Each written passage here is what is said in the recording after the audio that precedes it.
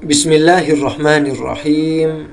Kali ini saya akan memperlihatkan bagaimana Syekh Utsaimin itu tetap istiqomah dan konsisten berpegang pada makna zahir. Hal ini berbeda dengan orang-orang Wahabi yang selama ini mengaku berpegang pada makna zahir, akan tetapi ketika berhadapan dengan dalil yang bertentangan dengan akidah mereka, tiba-tiba mereka tidak berpegang pada makna zahir. Sebut saja misalnya ketika kita membacakan kepada orang-orang Wahabi ayat wa huwa ma'akum ainama kuntum. Dia, Allah, bersama kalian di mana saja kalian berada. Tiba-tiba orang-orang Wahabi itu menolak makna zahir, karena makna zahir ayat tadi, Allah itu bersama kita di mana saja kita berada.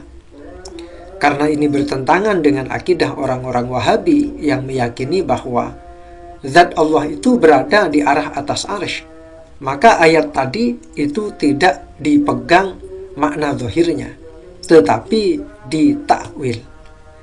Yang bersama kita bukan Allah, tetapi ilmunya.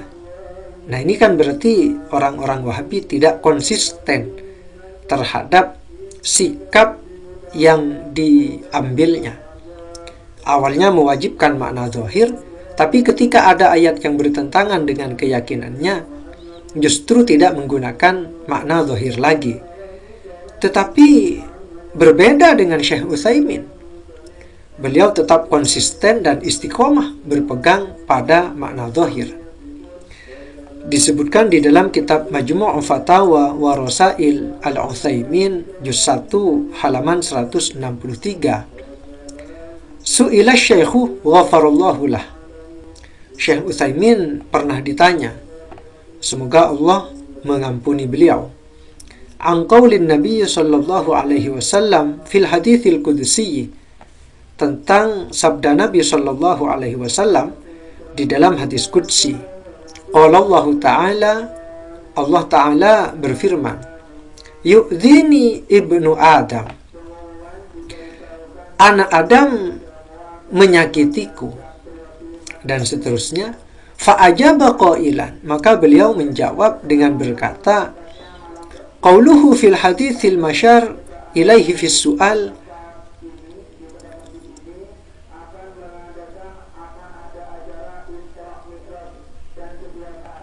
firman Allah di dalam hadis yang disebutkan di dalam pertanyaan tadi, yu'dhini ibnu Adam, anak Adam menyakitiku, maksudnya innahu subhanahu yata'adza bima dzukira fil hadits, sesungguhnya Allah subhanahu itu merasa sakit sebab sesuatu yang disebutkan di dalam hadis tersebut.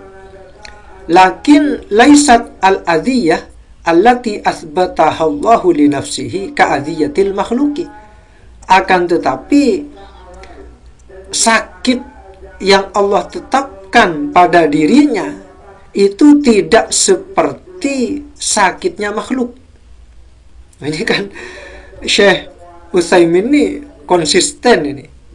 Jadi meskipun di sini disebutkan anak Adam menyakiti Allah, maka beliau konsisten berpegang pada makna zahir, sehingga kata beliau, ya sakit memang, Allah sakit, tetapi sakit yang Allah tetapkan untuk dirinya itu tidak sama seperti sakitnya makhluk. Bidalili qaulihi ta'ala, lengkap dengan dalilnya, sebab ada dalil firman Allah subhanahu wa ta'ala, laisa kamitslihi syai'un wa huwas sami'ul basir, tidak ada sesuatu apapun yang sepertinya, dan dia maha mendengar lagi maha melihat. Jadi kata beliau, ya Allah memang punya sifat sakit, tetapi sifat sakit yang Allah tetapkan untuk dirinya itu tidak seperti sifat sakit yang dimiliki oleh makhluk. Bagus ini, konsisten, ya, tidak seperti orang-orang Wahabi. Ya, silahkan ikuti beliau, konsisten berpegang pada makna zahir. Kemudian di dalam kitab yang sama pada juz 10 halaman 827, yu'dhini ibnu Adam, anak Adam menyakitiku, ai yalhaqu biyal adza, rasa sakit itu menimpaku. Jadi menurut penjelasan Syekh Utsaimin, Allah itu sakit, bisa disakiti. Yang menyakiti di sini adalah anak Adam, manusia. Jadi kesimpulannya manusia bisa menyakiti Allah. Dan Allah punya sifat sakit, kata Syekh Utsaimin. Fal adiyatu lillahi thabitatun wa yajibu alaina itsbatuha. Sifat sakit bagi Allah itu sabitah, ada memang, kata beliau. Maka wajib bagi kita untuk mengisbatnya, untuk menetapkan adanya sifat sakit itu bagi Allah. Kenapa? Li'annallaha asbataha li nafsihi. Karena sesungguhnya Allah telah menetapkan sifat sakit itu terhadap dirinya. Falasna a'lamu minallahi billah. Dan kita tidak lebih tahu daripada Allah, tidak lebih tahu tentang Allah daripada Allah. Walakinnaha laisat ka'adhiyatil makhluki. Akan tetapi sifat sakitnya Allah itu tidak seperti sifat sakitnya makhluk. Dalilnya laisa kamitslihi syai'. Nah, beliau konsisten dan istiqomah berpegang pada makna zahir, meskipun sebenarnya sifat sakit adalah sifat kekurangan yang tidak pantas disandarkan kepada Allah. Nah, maka dalam hal ini siapa yang benar? Apakah Syekh Utsaimin yang berpegang pada makna zahir sehingga beliau menetapkan sifat sakit bagi Allah, meskipun sifat sakit adalah sifat kekurangan yang tidak pantas disandarkan kepada Allah? Atau orang-orang Wahabi yang ketika saya bacakan hadis ini ternyata mereka tidak mau berpegang pada makna zahir hadis qudsi ini? Maka siapa yang benar? Siapa yang berdiri di atas manhaj salafus soleh? Dan siapa yang bertentangan dengan jalan yang ditempuh oleh salafus soleh? Siapa yang berdiri di atas sunnah dan siapa yang berdiri di atas bid'ah?